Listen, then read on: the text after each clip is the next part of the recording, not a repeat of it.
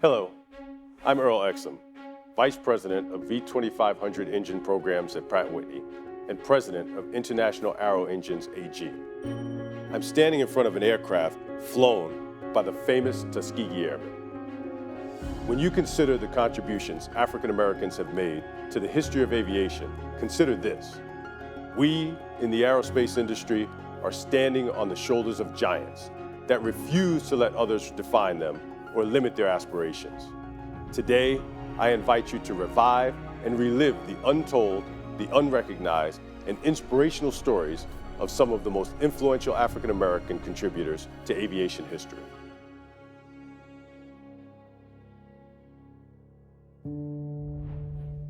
Bessie Coleman wanted to be a pilot. Unfortunately, because of her skin color in the United States of America, she wasn't able to do that.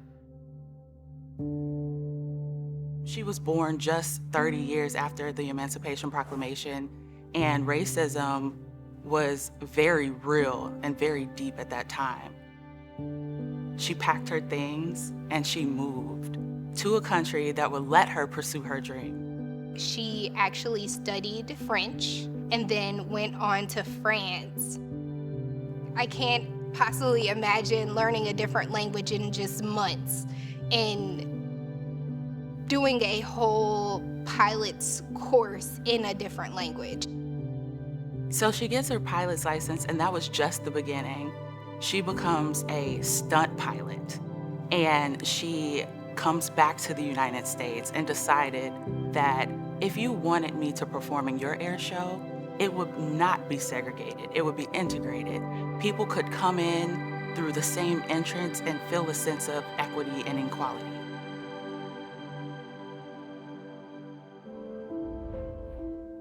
Lieutenant Willa Brown, she's a woman, she's an African American woman, and she's a Native American woman.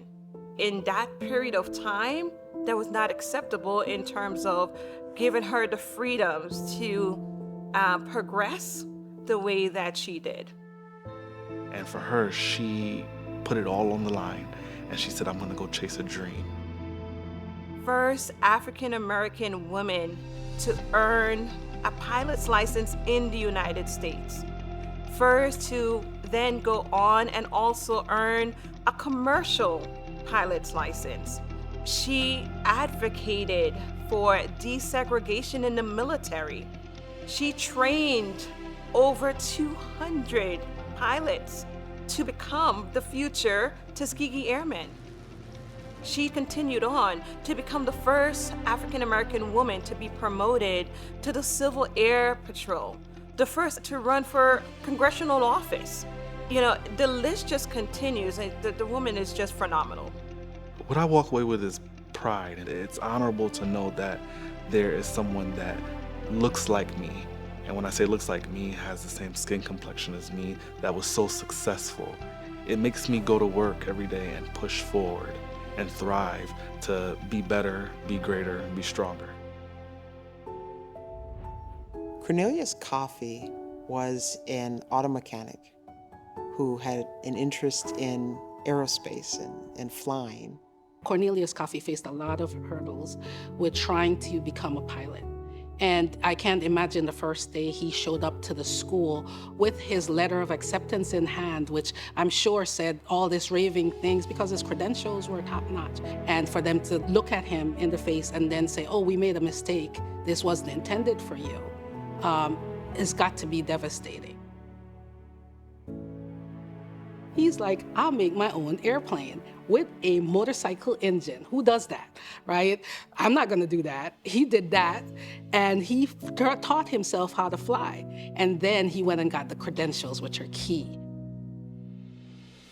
He was the first African-American to have an A&P license, the first to add a joint pilot license. And then he said, well, there needs to be a school to teach Black aviators so that they can excel in this groundbreaking arena. And so he created an aviation school.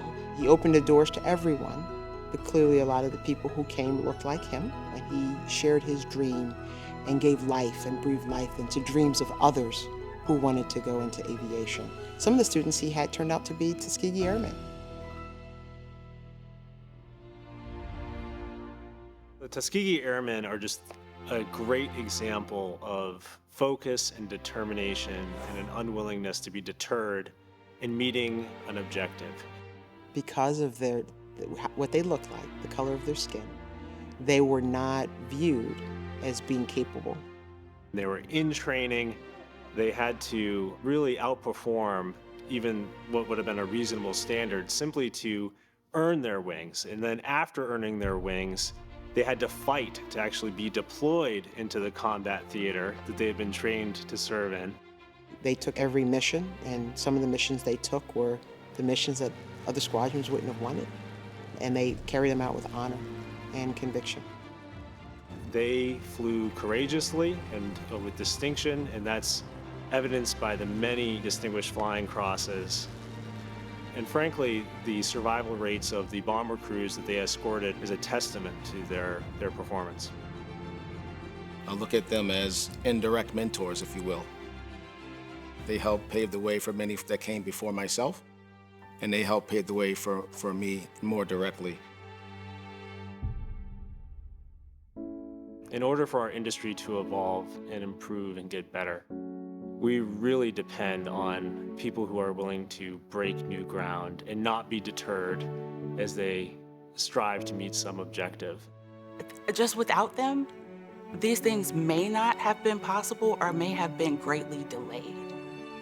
We can come from different starts in life and have different experiences, but that doesn't mean that we can't get aligned and make it all work. Having thoughts, ideas, backgrounds that ultimately have one shared vision. Creating a melting pot so you can get the best and brightest and solve challenging problems. We are better if we are together. Diversity is being invited to the dance, and inclusion is being asked to dance.